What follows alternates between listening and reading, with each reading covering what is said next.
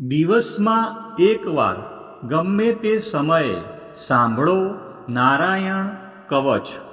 શ્રીમદ ભાગવતના 6ઠ્ઠા સ્કંદના 8મા અધ્યાયમાં શ્રી નારાયણ કવચ ત્વષ્ટા ઋષિના પુત્ર વિશ્વરૂપ ઇન્દ્રને કહે છે.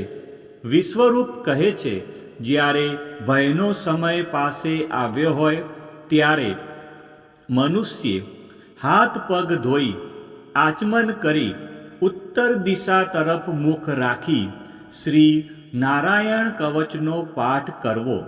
જ્યારે ભય આવે ત્યારે શ્રી નારાયણ રૂપ નામ બખ્તર ધારણ કરવું.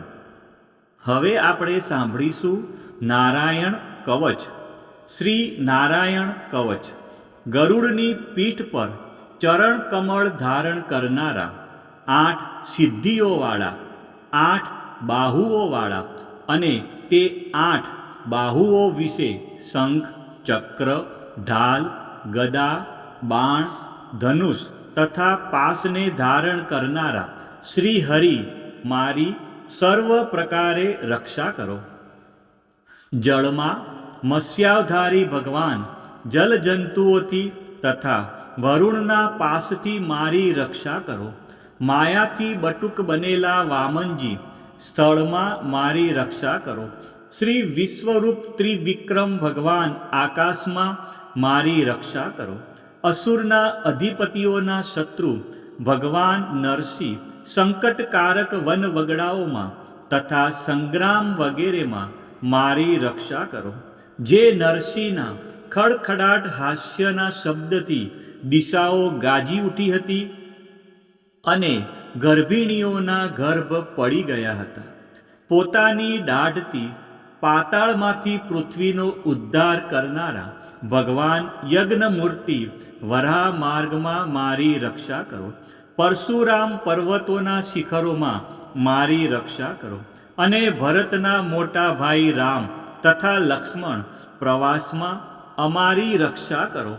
અભિચારી વગેરે સર્વ ઉગ્ર ધર્મમાંથી તથા પ્રમાદમાંથી શ્રી નારાયણ ભગવાન રક્ષા કરો. નર ભગવાન ગર્વથી રક્ષા કરો. યોગના સ્વામી દત્તાત્રેય યોગ ભ્રંશથી મારી રક્ષા કરો. ગુણના સ્વામી કપિલદેવ કર્મના બંધનથી મારી રક્ષા કરો. સનતકુમાર કામદેવથી મારી રક્ષા કરો. હયગ્રીવ ભગવાન રસ્તામાંથી જતા દેવતાઓને પ્રણામ ન કરવા રૂપી અપરાધમાંથી મારી રક્ષા કરો. દેવર્ષિ શ્રેષ્ઠ મુનિ શ્રી નારદ ભગવાનની પૂજામાં જે કોઈ વિઘ્ન નડે તેનાથી મારી રક્ષા કરો. અને કૂર્મ અવતાર શ્રી હરિ સર્વ પ્રકારના નરકમાંથી મારી રક્ષા કરો. ભગવાન ધન્વંતરી કુપથ્યમાંથી મારી રક્ષા કરો. જીતેન્દ્રિય ભગવાન ઋષભદેવ કામ ક્રોધ આદિના ભયમાંથી મારી રક્ષા કરો. યજ્ઞાવતારી ભગવાન લોકાપવાદથી મારી રક્ષા કરો. બળભદ્ર મનુષ્ય તરફથી થનારા ઉપદ્રવોમાંથી રક્ષા કરો. અને શેષનાગ ક્રોધાવેશ નામના સર્પગણોથી મારી રક્ષા કરો. ભગવાન વેદવ્યાસ અજ્ઞાનથી મારી રક્ષા કરો. ભગવાન બુદ્ધ પ્રમાદવાળા પાખંડીઓના ટોળામાંથી મારી રક્ષા કરો. ધર્મની રક્ષા કરવા માટે અવતાર લેનાર ભગવાન કલ્કી કાળના મળરૂપ કળિયુગથી મારી રક્ષા કરો.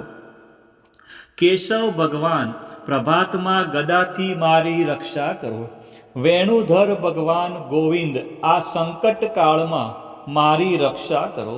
ઉદાત્ત શક્તિ શ્રી નારાયણ ભગવાન પ્રાહન કાળમાં મારી રક્ષા કરો. અને ચક્રધારી ભગવાન શ્રી વિષ્ણુ મધ્યાહ્ન કાળમાં મારી રક્ષા કરો. મધુદૈત્યને મારનાર ઉગ્ર ધનુર્ધારી ભગવાન શ્રી વિષ્ણુ ત્રીજા પહોરમાં મારી રક્ષા કરો.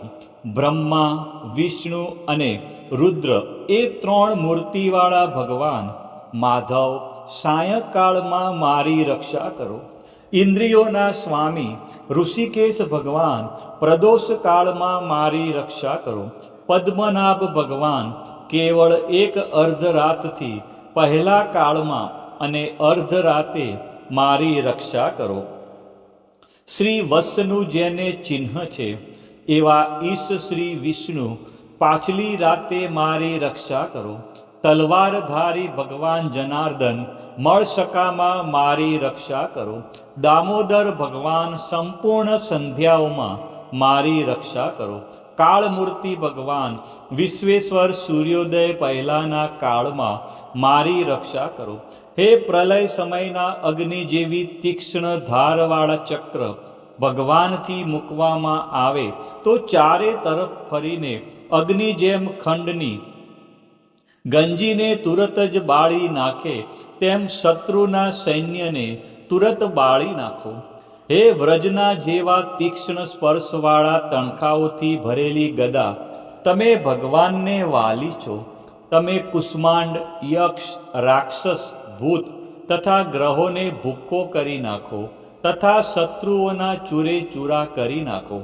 હે પાંચજન્ય શંખરાજ, શ્રી કૃષ્ણ ભગવાને ફૂંકવાથી મહાભયંકર શબ્દ કરીને તેમના શત્રુઓના હૃદયને કંપાવતા રાક્ષસો, પ્રમથો, પ્રેતગણ, માતૃકાગણ, પિશાચ, બ્રહ્મ રાક્ષસ અને બીજા ઘોર દ્રષ્ટિવાળાઓને નસાડી મૂકો. હે તીક્ષ્ણ ધારવાળી તલવાર, તમે ભગવાનના હસ્ત દ્વારા પ્રેરાઈને મારા શત્રુઓના સૈન્યને કાપી નાખો. હે ચંદ્રમા જેવી 100 ફૂદડીવાળી ઢાલ, તમે શત્રુઓની આંખને ઢાંકી દો તથા પાપી નજરવાળાઓની પાપી દ્રષ્ટિ હરી લો.